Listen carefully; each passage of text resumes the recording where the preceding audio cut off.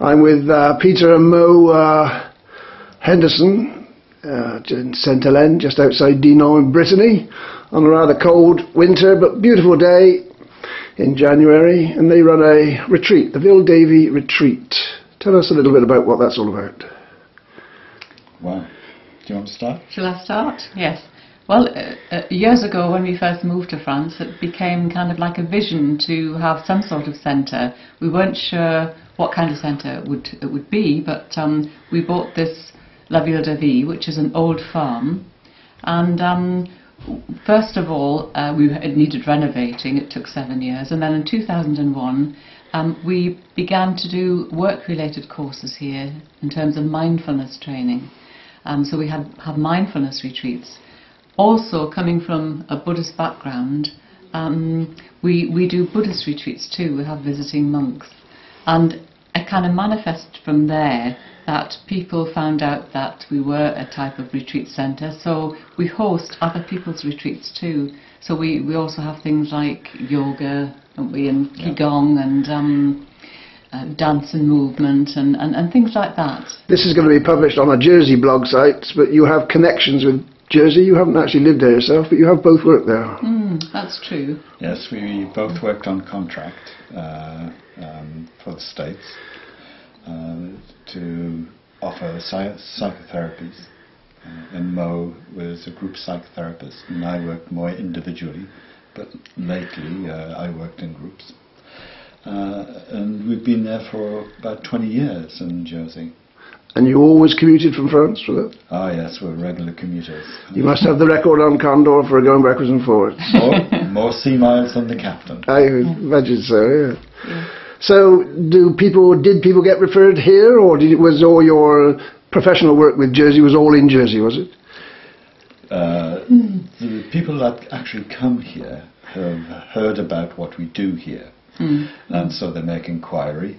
And if they feel that it's something that's going to be helpful to their lives, then they're more than welcome. And so when they arrive, they quickly learn that there's a lot of work to do in our lives. Everything we do here is non-profit making, so we rely on donations a great deal of the time.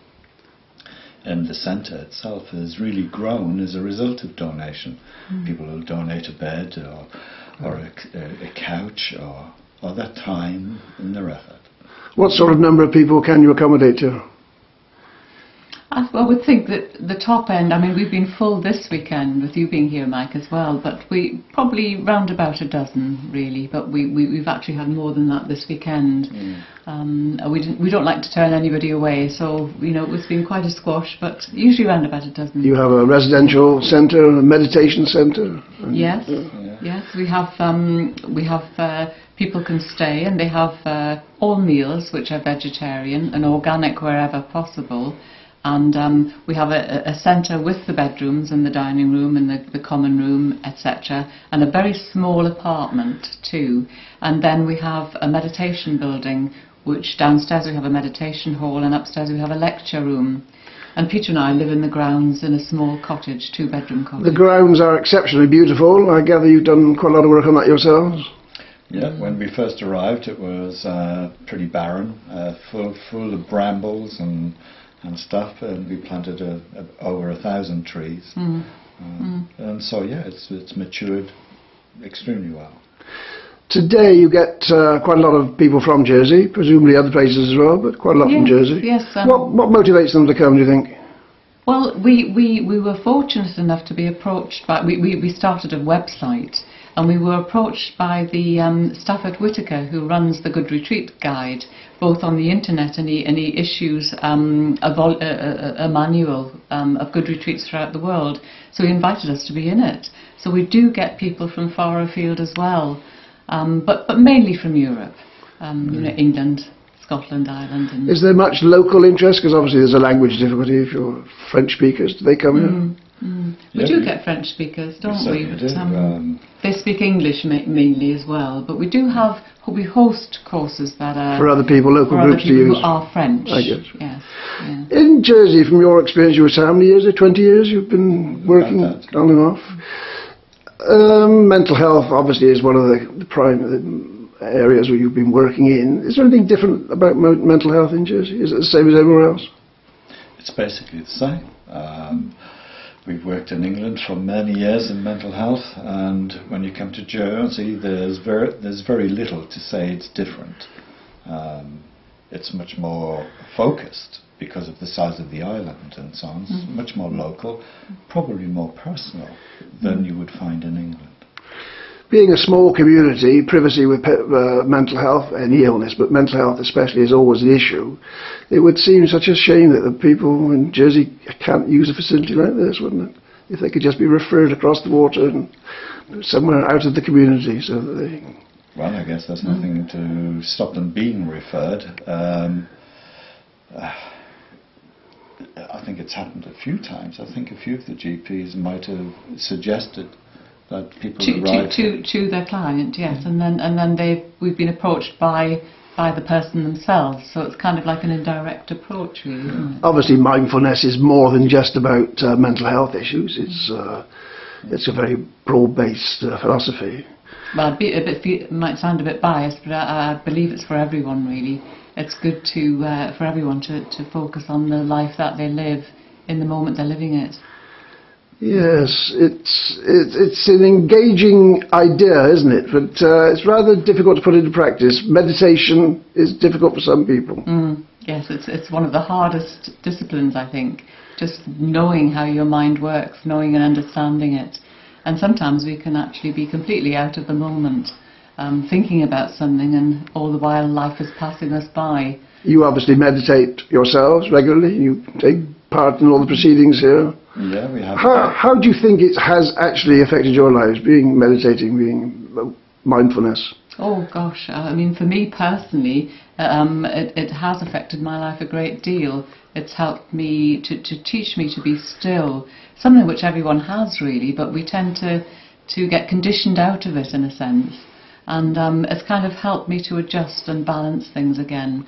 I tend to be a bit of a workaholic, and I know when I was at work you kind of get on a roll working and thinking, and there's nothing wrong with those things, but it's just getting that balance there of stillness too, and living your life as fully as possible. In recent months there's been a great deal of publicity in Jersey about the use of antidepressant tablets, the high suicide rate, these psychological mental health problems. I don't want to harp on too much about it, but obviously it is, like the rest of Europe, suffering from stress, from economic stress. A lot of unemployment is beginning to happen in Jersey. These are real everyday factors which affect people. Does something like mindfulness, does it really promise to help them? Is it something that can help people? Well, it doesn't promise to help, but it can help. I guess with things like depression, it can help you to face up to certain things, to look at the truth of the matter perhaps a little more clearly than just without mindfulness. For the general stress, it's known that meditation is extremely helpful in helping immune systems. It lowers blood pressure, but it helps you see a little more clearly what needs to be done in your life. In Jersey, again, one of the government stresses at the moment is the health service itself. They've got grand plans. I think they want to come entirely new hospital, general hospitals coming up for grabs. The mental hospital facilities, again, are coming up to be re-examined. Caring in the community, the ageing population, they see it as a huge problem. The doubling of the number of people over 70 years of age within a relatively short period of time. They're very keen that people should, as far as possible, care for themselves in their own homes. Very worrying for a lot of people, the thought that there might be taking away of state provision, the lessening of public facilities. What would you think on that? What's your view? Knowing you know Jersey, you see where the stresses are. What do you think? I think what Jersey has to offer an ageing population is on par with the UK, for example. But it's like looking at care for the ageing population as a one way, that they're just simply going to provide care. And I think it's also up to people who are ageing to be able to accept care. as well. It's a two-way process, the offer and the acceptance of care. There's the notion that people should be independent. Well, that's quite nice if you're physically well and mentally well.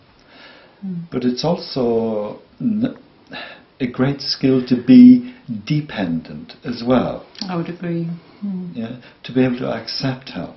And I think the elderly population has a responsibility there as well. How can I accept the help? Again, it's a state of mind, which is a bit ironic. We'll talk about mindfulness. Does mindfulness have any part to play in that, people to be made aware of their circumstances if they're getting older? Well, sure. Yeah. Oh, most definitely. I think with the practice of mindfulness, eventually you kind of adapt that stillness to that stillness of your life and see things around you clearly and what needs to be done. And that doesn't matter what age you are.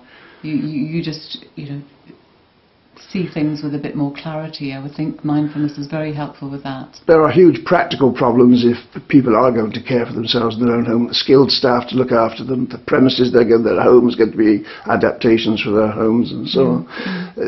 It's not your particular field of expertise. Did you have any observations on that when you were working in Jersey? Not directly, I don't think. I don't think I experienced the elderly in a direct way as what you're suggesting, but I do know the care that's offered by the island is a very good standard. There's always room for improvements, of course, but again, it's about people who require care knowing what their needs truly are. You're in Brittany. Do you have any idea what happens locally? What do people do here when they get a bit older? Or, I mean, they might need caring from a very young age. People get injured and live a very long time with injuries. But what happens in Brittany? Well, they do have rehabilitation areas where if people have been in a hospital, they can go and recuperate.